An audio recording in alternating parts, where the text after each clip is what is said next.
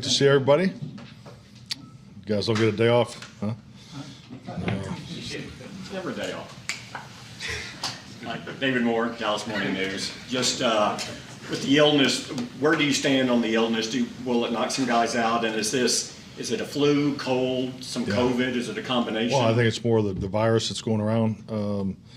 So I think just like anything, I mean, every day, it seems like, brings another, staff member or someone. So we'll practice today, and we're going to have a full practice. So we'll just continue to work, and hopefully we'll have it resolved by tomorrow. Anybody else been added to the list?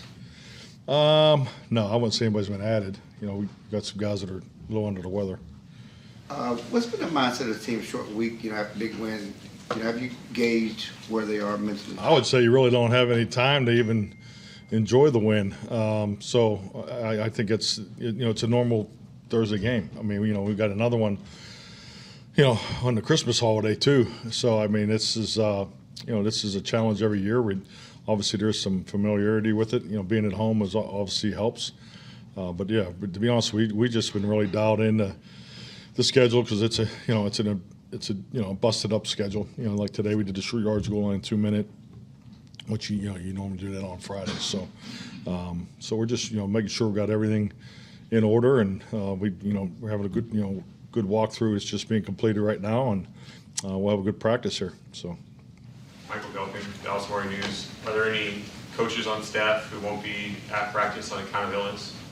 No, I think we'll be okay. Todd Archer. That's an unusual question. Shocker from you, Michael. Yeah. I'll have to check my proposed 48 list. I usually talk about the players. I didn't. Do you know yet when you're going to start practice windows for Tyron or James Washington coming off this? I do not. I'll be honest with you. We're so dialed into just getting ready and competing and winning this game. So I think that's probably a better question for Monday next week. Anyone else? No? Scott's in a hurry. Go ahead, Mike. Does Tyler Smith's play style remind you of anyone in your past or just around the league? Play style? Yeah, just his physicality, motor. Yeah, I mean, he reminds me of a lot of excellent players. But I'm just trying to think from the left tackle position. I mean, the most powerful left tackle that I had the opportunity to work with was Willie Rolfe. Willie was just a different dimension because he could pass block pretty much with anybody, but he just played with tremendous power in the run game. So obviously Tyler's young, so that's not a fair comparison that compare him to a Hall of Famer right now. But he definitely has that alpha mentality. What part of his game have you seen take the most strides since the start of the year? Oh, I just think the biggest thing is consistency. I mean, we talked about it in week one when he was starting against Tampa. He just needs to play. It's getting his footwork and his hands, coordinated and playing with technique. He's always, mentally, I never worried about him mentally and emotionally because he's very, very mature for where he is, in the process. He just needs reps, and I think you're seeing that. He's made a really nice improvement, as far as his timeline and all the things that he had. Because just go back, he was working exclusively at left guard, before Tyron's injury. So I think he's done an excellent job. Piggybacking on that, Jerry Jones intimated yesterday that why are you laughing? He intimated that Tyron was started left tackle and Tyler will go back to guard when Tyron comes back. Are you giving Tyler more guard reps in practice now? We've been working, just different combinations because I think the other thing too is, who's the third center? If you look at just the way we've been going with our 8th offensive lineman. So there's a couple rotation components going on, just to make sure we're maxing that out because our 8th offensive lineman has consistently come off of the practice squad.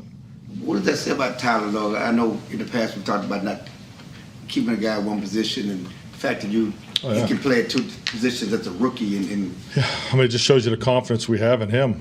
So, you know, a big part of that, you know, transition is communication. So, you know, he's picked it up very quickly. But just like the footwork and technique, he just needs reps in the area of communication. So, you know, that's why we practice as much as we do. He's done an excellent job.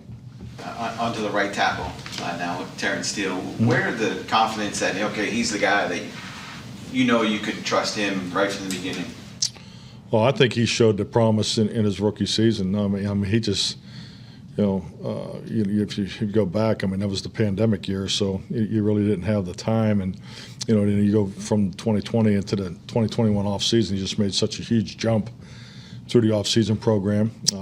Obviously played a bunch, and then ironically made a similar jump going from, you know, 2021 to 2022. So I think that just speaks, you know, volumes of who he is and how he goes about it. So, you know, his consistency and his connection with Zach, I mean, you could tell Zach was very, very comfortable with him right away. So, but, you know, and I think, you know, I think T has a lot more in front of him too. So, I mean, I just so impressed with the progress he's made during each offseason, and, you know, it just brings such a consistency to work every single day. Is the difference and distinction between left tackle, right tackle the same as it was when you were coaching Willie Rowe? Depends on how you play. You know, I mean, I think if you really want to tilt the field, you know, based on your quarterback and, you know, the other components of your team, you definitely would like to have two legitimate, you know, pass blocking tackles.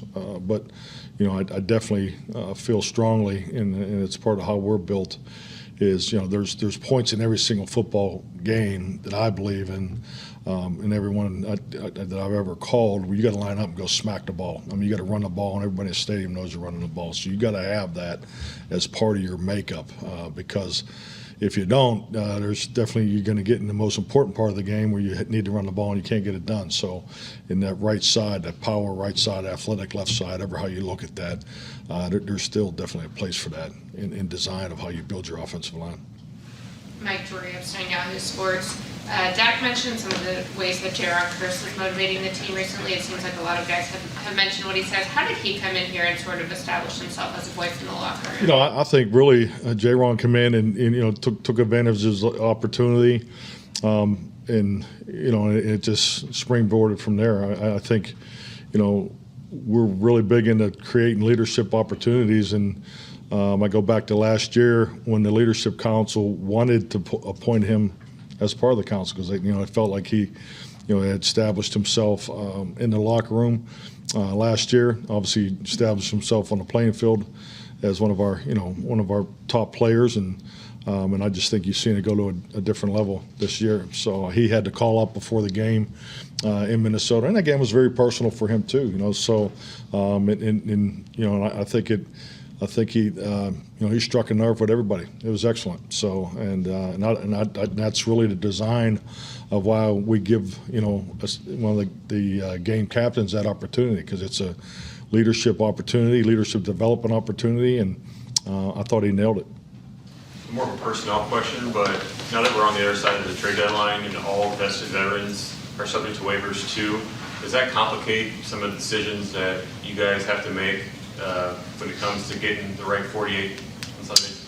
Yeah, I mean, that's obviously part of the conversation, but, you know, I just think like anything, I mean, we're, you know, from day one, you know, as I've stood up here and answered questions about personnel, we really felt strongly about our 90-man roster, and obviously was definitely tilted to the defensive side of the ball. So, you know, and now you're getting to the point where, you know, you got guys on IR that are getting healthy, and, you know, that may have an opportunity to return. So, you know, that's part of the chess match, and I think clearly you want to be in a position of having too many players and not enough. So that's definitely part of our challenge.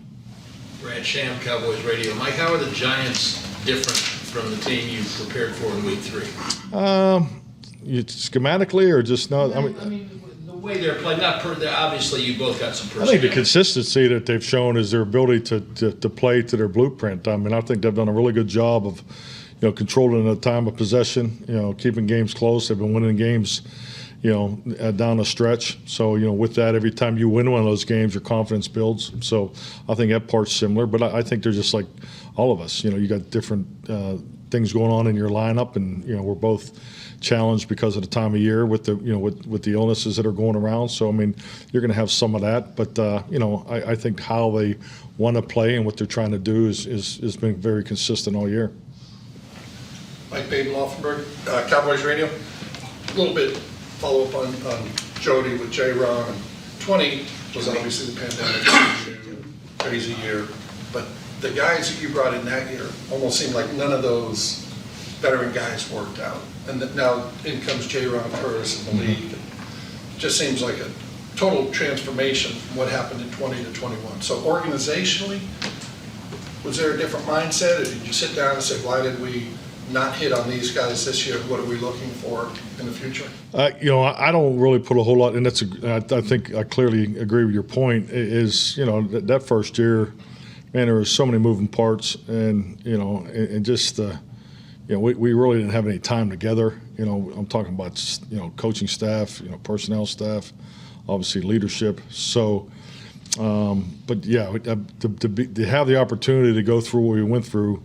Then we obviously had a transition out of that, and and the ability to flip that defense, as far as the profiles and just the direction, that I wanted to go upon my, being hired here, to get that done in 1 year, I think it has been very impressive. And you can start with the veteran, acquisitions, that whole group, and then obviously I think we had signed 6 veterans and drafted 6 rookies. So, that was a tremendous, and obviously Dan Quinn, Joe Witt. So, we had some staff changes. So all those factors played a huge part in us able to flip that side of the ball. And now as we stand here today, we're a heavy defensive personnel unit, which is outstanding because like I've said here before, I think to win a championship, defense wins championships, but the quarterback wins the Super Bowl. And Christ, I can't believe I just said that. I'm not supposed to. So. Hey, cut that. No. Yeah, back in training camp. I know that. No, I just I'm focused on the Giants. Yeah. And so that's my job. So you can cut that from this. Delete or whatever how that works. Jerry's influence got you. We'll finish up with Calvin. All right, we're good. Happy Thanksgiving. Good. All right. Good.